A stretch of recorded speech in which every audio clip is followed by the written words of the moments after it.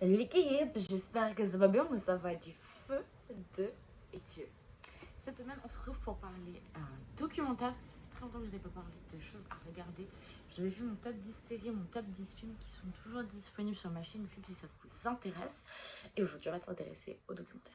Je vous ai donc fait une liste des 5 documentaires que j'ai préféré regarder sous forme de film ou sous forme de série, et on va analyser et voir un peu ça ensemble, histoire que vous puissiez avoir 2-3 idées des prochaines choses à regarder sur vos prochaines soirées tranquilles, en amoureux, entre amis ou même en famille. En 5e position, il s'agit de le documentaire Chambre 2806, l'affaire DSK, qui est disponible sur Netflix.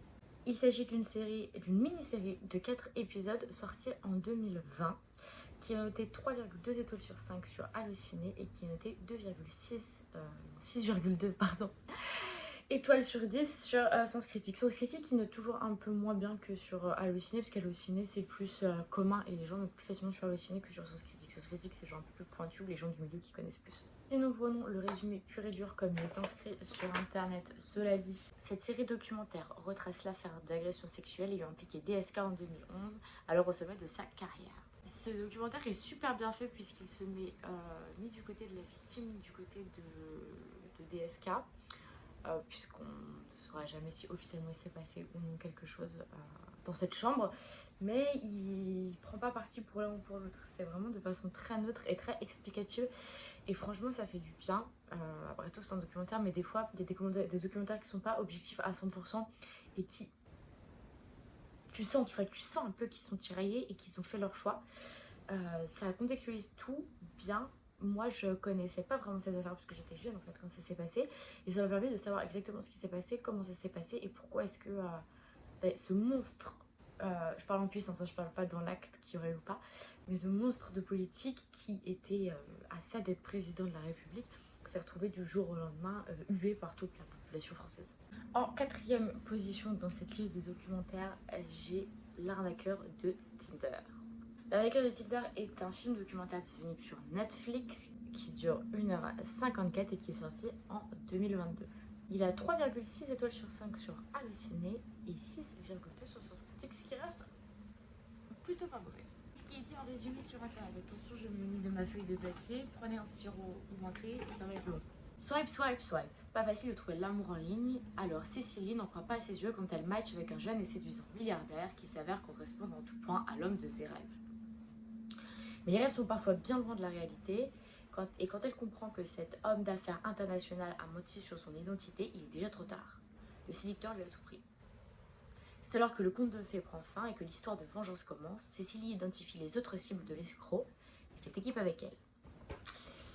C'est un documentaire incroyable sur un mec qui, comme vous l'avez entendu, a arnaqué plusieurs femmes grâce à Tinder et à la drague et au matching sur les réseaux sociaux.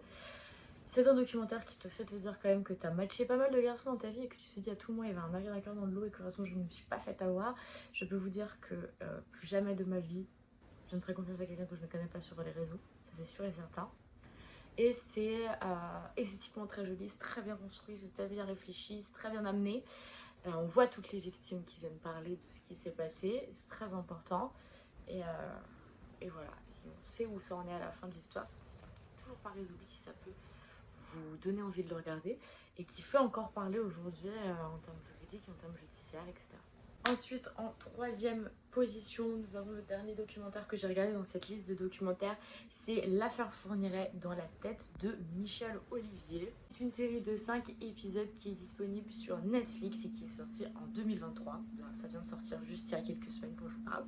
Elle a 3 étoiles sur 5 sur Allociné et 6,9 étoiles sur 10 sur Sens Critique. Le résumé bateau en tant que tel, je vais changer de sens à chaque fois que je vous lis un résumé, ça va vous apporter de la vie. Le résumé bateau en tant que tel dit: de 1987 à 2003, les crimes de Michel Fourniret en font le meurtrier le plus tristement célèbre de France. Simple pion ou complice active, son épouse reste quant à elle une énigme.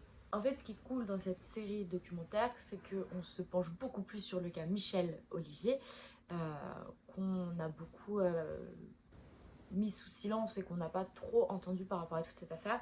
moi j'ai pas grandi avec à proprement parler, mais j'en ai entendu parler pendant toute ma vie. Et là ce qui est très impactant aussi, c'est que tout le long en fait de ce documentaire, on parle de villes, de tribunaux, d'endroits et de régions que j'ai connues, auxquelles j'ai grandi, parce que j'ai grandi en partie dans les Ardennes et je suis née dans les Ardennes. Et entendre tout ça, entendre Charleville, entendre Revin, entendre parler aussi bien de Namur et de Dinan en Belgique, qui sont des endroits dans lesquels j'ai mis les pieds plus d'une fois. C'est très perturbant et ça recontextualise de ouf. Donc c'est vraiment que je me sens autant impliquée entre guillemets dans un documentaire, à part le premier où vous verrez pourquoi est-ce que j'étais autant impliquée dedans. Mais très intéressant, très bien fait, très simple à la compréhension. Tu comprends toute l'histoire de A à Z, tout est bien temporalisé, tout est bien fait, bien construit. Et ça va jusqu'aux derniers éléments qu'on a eu là en 2015-2016 à peu près. Donc je vous conseille vraiment, à savoir que, gros trigger warning, moi qui suis très à l'aise avec les images, avec les mots, avec les bruits, je peux regarder tout ce que je veux à la télé. Il y a certaines scènes qui m'ont assez prise au ventre et à l'estomac et tu sais, tu le sens dans les viscères un peu, un peu dégueu, un peu... Donc tu n'y vas pas après avoir mangé un gros fast food, tu n'y vas pas le ventre vide non plus, tu y vas tranquillou avec une petite infusion et c'est parfait. Le documentaire qui prend la deuxième position de ce classement rappelle celui des Fourniret et un peu est construit de la même façon puisqu'il s'agit de la série documentaire Grégory, sortie sur Netflix en 2019 et qui comprend 5 épisodes. Elle notait 4,2 étoiles sur Allociné et 7,5 étoiles sur Sens Critique. C'est très très bon et en même temps c'est, je pense, esthétiquement le meilleur documentaire que j'ai vu de ma vie, surtout pour quand il s'agit d'une série documentaire. C'est triste à dire puisqu'on parle de l'affaire Grégory, mais esthétiquement c'est une pépite. Le résumé dit: le 16 octobre 1984, un enfant de 4 ans, Grégory Villemain, est retrouvé mort dans la Vologne, dans l'est de la France. C'est ainsi que commence le plus célèbre fait divers français. Des secrets de famille qui tournent à la haine, un engrenage infernal où les errances judiciaires alimentent la rumeur et où la folie médiatique pousse au meurtre. Depuis 30 ans, cette histoire sans fin obsède et continue de marquer la vie de ceux qui s'en approchent. Il faut mettre un mot commençant par la lettre S ou un emoji bleu en commentaire. Ça c'est important, c'est très très important. C'est incroyable, puisque c'est une des histoires les plus incroyables françaises et les plus connues françaises. Moi c'est pareil, c'était pas totalement ma génération, donc j'en ai entendu parler forcément comme tout le monde. Mais là ça m'a permis de tout contextualiser et de tout mettre dans l'ordre, de savoir ce qui s'est passé. Moi je suis très fan des faits divers et de tout ça, donc voilà. Mais assez ouf de savoir qu'on n'a toujours pas la réponse. Et du coup tu vois un peu de tous les points de vue, t'essayes de savoir vraiment où ça passe.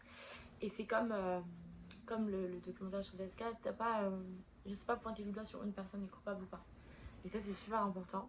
Et on voit vraiment toutes les possibilités de coupables dans le cercle familial, le cercle proche. Et je trouve ça incroyable et super cool.